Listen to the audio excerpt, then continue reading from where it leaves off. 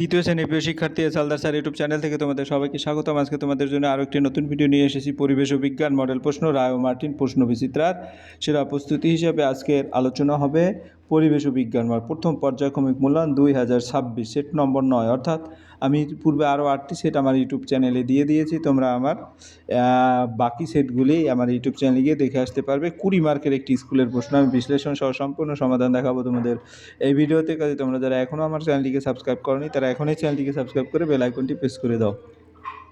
তোমরা দেখতে পাচ্ছ যে এটা রায় ও মার্টিন প্রশ্ন বিচিত্রা 9 নম্বর স্কুলের প্রশ্ন। এটা হচ্ছে Durgapur girls junior basic school এবং এই একই প্রশ্ন আসছে প্রণবানন্দ বিদ্যাপীঠ ভারত সেবাশ্রম সংঘ নবদ্বীপ। তো এখানে এক এক করে টোটাল 6টি প্রশ্ন আছে। আমি সমস্ত প্রশ্নের উত্তরেই তোমাদের বিশ্লেষণ করে দেখাচ্ছি। তো এক নম্বরের প্রশ্নে যেটা থাকে বরাবরের মতো সঠিক উত্তরটি বেছে নিয়ে লেখো। ধানের বীজ নাকি কাণ্ড নাকি পাতা অংশটাই আমাদের খাদ্য? আমরা যদি বলি দেখি আসলে বীজটাই খাদ্য, কারণ আমরা ধানের বীজ অর্থাৎ চাল খাই। আমাদের মোট ইন্দ্রিয়ের সংখ্যা 4, 5 না 6। আমাদের আসলে মোট ইন্দ্রিয়ের সংখ্যা হচ্ছে 5টি, কারণ চোখ, কান, নাক, জিহ্বা, ত্বক এই 5টি ইন্দ্রিয়, কাজে মোট 5টি ইন্দ্রিয়। তারপরের প্রশ্ন যে কাঁচকলা খেলে রাতকানা, রক্তাল্পতা না জ্বর সমস্যার উপকারে হয়? কাঁচকলা খেলে রক্ত স্বল্পতার উপকারী, কারণ কাঁচকলায় আয়রন থাকে, আর আয়রন যা রক্ত স্বল্পতায় উপকারী। আর মানুষের সঙ্গে মিল আছে এমন একটি প্রাণী হলো কোনটি? ছাগল, গেরিলা, উট। উত্তর হচ্ছে গেরিলা। কারণ গেরিলা শরীরের গঠন মানুষের সঙ্গে মিল আছে। এরপরে 2 নম্বরের প্রশ্ন যদি দেখি, শূন্যস্থান পূরণ করো।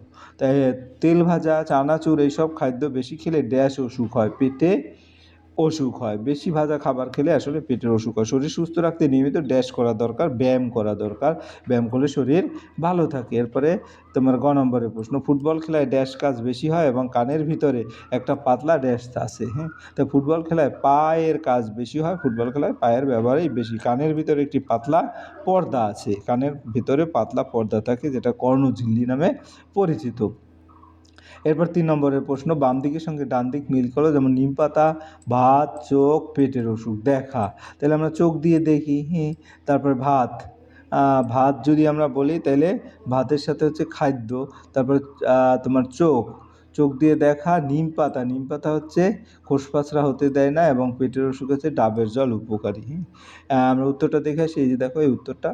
এখানে যদি বলি নিম পাতা চর্মরোগ প্রতিরোধে সাহায্য করে, ভাত প্রধান খাদ্য, চোখ দেখার কাজ, ডাবের জল পেটের অসুখে উপকারী। এরপরের প্রশ্ন বেমানান। 4 নম্বরের প্রশ্ন, বেমানান শব্দটি গোল দাগ দাও। গরু, ছাগল, পায়রা, ভেড়া। আমরা যদি দেখি এর মধ্যে বেমানান হচ্ছে পায়রা, কারণ বাকিগুলি পশু। আমরা একমাত্র পায়রাই হচ্ছে পাখি। গরু, ছাগল, ভেড়া 4 পায়ে গৃহপালিত পশু, আর পায়রা হচ্ছে পাখি। আম, ঘাস, আপেল, তরমুজ, এর মধ্যে ঘাসটা বেমানান, কারণ আম, আপেল, তরমুজ ফল, ঘাস হলো ফল নয়। ঠিক আছে। এরপরের প্রশ্ন যদি বলি নিম্নলিখিত প্রশ্নগুলোর উত্তর দাও। ফল খাওয়ার 2টি উপকারিতা লেখো। কানের কাজ কি? বিষ কাকে বলে? এবং কিভাবে নানা রকম খাবার দেশে বিদেশে ছড়িয়ে পড়ে? তাহলে আমরা যদি দেখি তোমার প্রথম উত্তর যেটা, ফল খাওয়ার 2টি উপকারিতা হচ্ছে ফলে ভিটামিন পাওয়া যায় এবং শরীর সুস্থ রাখে। কানের কাজ কি? কারণ আমরা কান দিয়ে শুনি। এরপরের প্রশ্ন যদি বলা হয় বেমানান শব্দটি গোল দাগ দাও।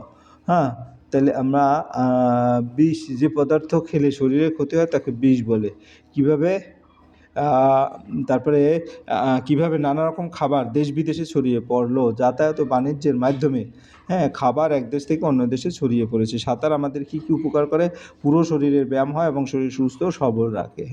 এরপরে 6 নম্বরের প্রশ্ন, এমন একটি ফলের ছবি আঁকো এবং রং করো যা কাঁচায় আনাজ আর পাকলে ফল। ফলটির নাম লেখো। আমরা যদি দেখি আসলে কাঁচা আম তরকারি হিসেবে খাওয়া হয়, পাকা আম ফল হিসেবে খাওয়া হয়। দেখো কাঁচা আম, তোমরা একটু ছবিটা সুন্দর করে এঁকে ফেলবে।